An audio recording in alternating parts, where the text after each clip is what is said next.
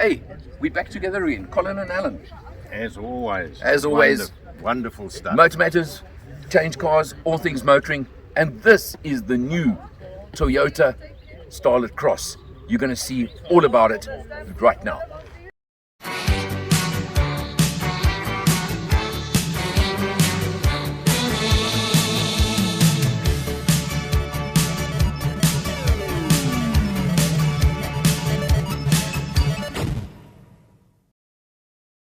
Hello, my name is Michael. I'm the owner of CHANGECARS and the host of the TV show All Things Motoring. I have one mission, and that is to make a difference to the motoring public. Making a difference how? Making sure that you have safe options, making sure that you have knowledge. In that regard, it is my absolute pleasure and privilege to work with Alan Rosenmeyer of MotorMatters. The man with a hat, I'm the man with no hat, he's the man with the knowledge. Thank you for watching. Joined by Tasneem Lorgat from Toyota South Africa. Tasneem, your full title at Toyota. Let's get that first. Hi. So I'm the General Manager for Marketing Communications at Toyota South Africa Motors. Right, fantastic. This is your new baby. Yes. The Starlet Cross. Now, interesting, you've brought the Starlet Cross name in South Africa. It's got other names worldwide, but I think personally, Starlet Cross is great because it's going to actually, it links to the Starlet, which is a success story for you guys. The Starlet has been such a success for you guys. Carry on with the Cross name, meaning it's the crossover version. Am I correct? Yes, correct. I mean, we thought about different options when it came to naming this vehicle, and like you mentioned, Starlet has established itself since we launched Starlet in the country. And I think the cross as a defining term has become quite familiar with South African drivers. So it was a natural fit, Starlet Cross, and given the vehicle's crossover capabilities and Starlet's popularity, we thought it's a fitting name. Very much so. Now, look, everybody knows that the cooperation, can I say, with the other brand. What are the big changes, particularly, I know it's on the front end largely, between their version and yours? So, for the most part, the cars have a lot of similarities. In fact, you know, they're pretty much identical, but both brands have launched them into the country with different names. And aesthetically, we've got a few differences on our vehicle versus the other. It comes down to badging, the grille design, and it really is the front face of the vehicle, which differs from its sister, as we like to call it. Okay. Now, the other thing is that obviously it's the Toyota face now. So as most brands are doing nowadays, you've got a face and you run that face across your different models. Forget the heritage, forget whatever it is, there's no doubt this is a Toyota. If you look at the grille specifically, like you mentioned, the honeycomb design is something that you'll start seeing across different models. If you look at some more established Toyota vehicles, like our RAV4, for instance, this design is consistently appearing in a few of our models. So very important that we use that as a differentiator. And also think it uplifts the overall design of the car as well. I think so. It's kind of edgy, if I can use that word, and it comes through very clearly. Now, you've got two spec grades, XS, XR, which again are such familiar Toyota. You run it across most of your different models.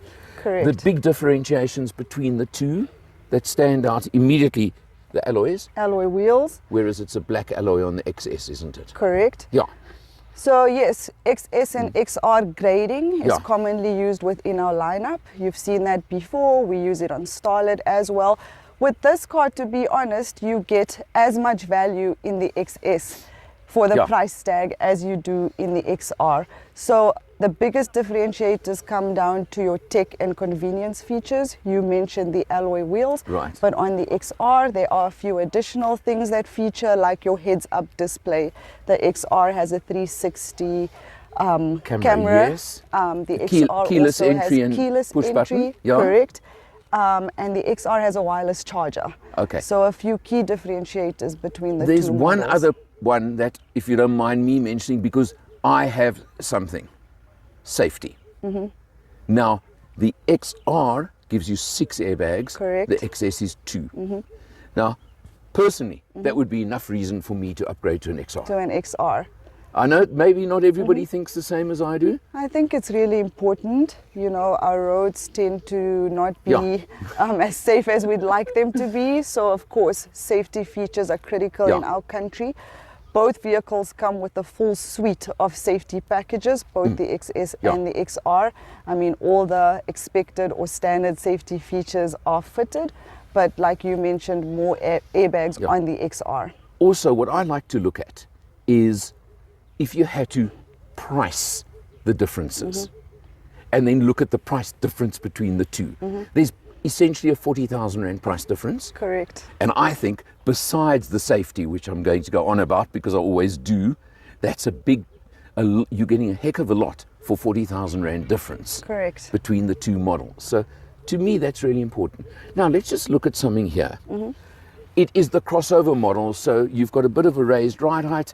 It is what I call almost the coupe-esque type of crossover. So quite reminiscent of, you know, our CHR designs. 100%, yeah. But you've still got very nice space in the back. Let me look at that. Don't you want to jump in there quickly, Tasneem, and you can show the space in the back? I'm short, but I mean, even with the front seat pushed all the way to the rear, exceptionally comfortable. Comfortable, definitely. So there's lots of room there. Sufficient leg room. And also, okay, the dual tone now, the black roof, which is an option on the XR. XR only. Yes. Yeah. So you have bi-tone colorways on the XR. I also think it lends itself to quite a, It's a stylish look. Style. Yeah, definitely. And I must say that it's become a thing. Right now, boot space. You aren't going to ask me to get in the boot, are you? I'm not going to ask you because we have a feature on MotorMatters. Okay. Called the Allen test. Okay. Okay, and the Allen test is how many Allens can you fit in a boot? Definitely one whole one. This is, by the Allen ratings, this is a 1.5 Allen boot. Because if you had to squash me up, I could definitely get 1.5 of me in here. It's got a bit of a high loading sill, but that's a safety feature as well these days because it means you've got better bracing at the back. But there you go, so we had to just show you the Allen test. Do you need help? I'm good, thank you. Tasneem, we've seen now, okay? What I want to just chat to you on is the target market for this car, because they're marketing. Who are you looking at with the Starlet Cross as opposed to the normal Starlet? Out on the road now in the 5-speed manual version of the Starlet Cross. You know the car because of its brother from another mother, shall we tell you. This is GLX Spec, in other words, it is the upper spec version.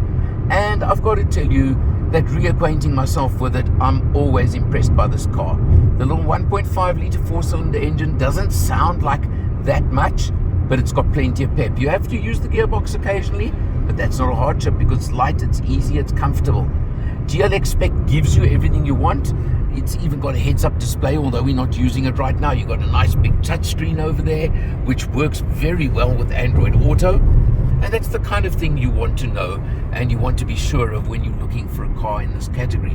When you consider that the GLX manual sells for approximately 340,000 Rand and it's a crossover SUV, it's certainly competitive in the current market.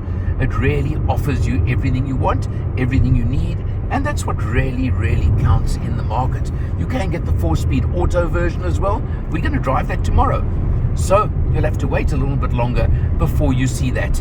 We've also been driving for a while, and our overall economy, and let me tell you, Colin got his hands on it first, we're sitting at 6.3 litres per 100, and that's without making any effort whatsoever for fuel economy. So I'm pretty happy with that too. Just overall competitive package, and you know they're going to sell plenty of them. Savvy investing is best left to the experts, and when it comes to offshore investing, it's even more important to talk to an expert. Well, Earl Don from Forexpert is the guy you should be talking to for your offshore investments.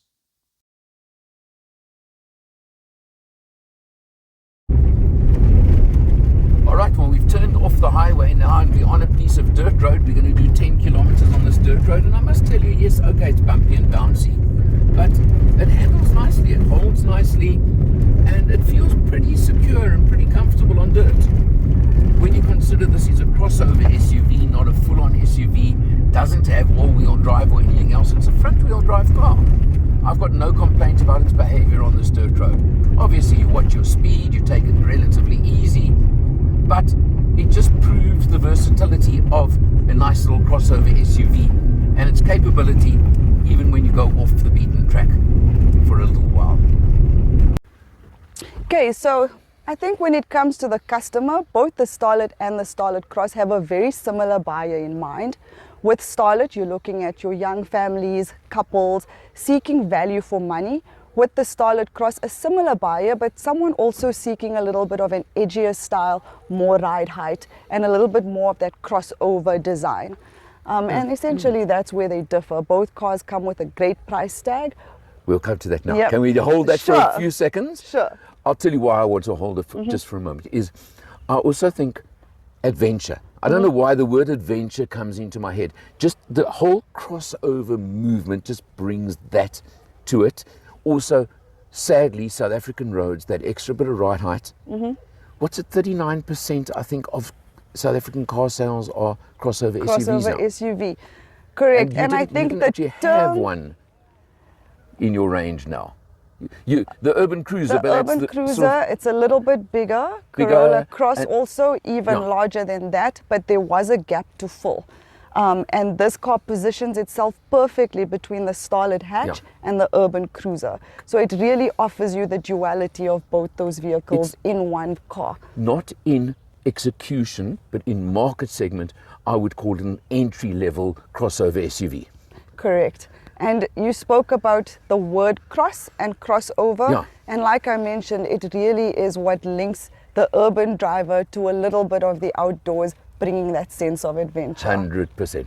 Okay, now let's talk price, because the XS manual, I'm sure, is a lot of work, effort, and research went into that price point. Am I right? Yes, just under 300,000 Rand. Under 300. It doesn't matter Correct. whether it was 1 Rand under or 100 Rand under, as you are, because 299, 900. You're under 300, right? Correct. That's got to be a massive marketing strategy already. Am I right? Of course, we wanted to position this car as affordably as we possibly could, whilst not compromising on any spec Yeah. and features. So a lot of negotiations went into agreeing on a price point that was attractive for this vehicle. 299,900 Rand. I think given the package, it's great value for money. With that price tag, you have the reliability of the Toyota dealer network. Can You never perhaps are take still the value of coming to that. that. Yeah, you can never discount the value of the Toyota badge and your dealer network in this country. Correct. Extensive dealer network. You have 220 points located around the country.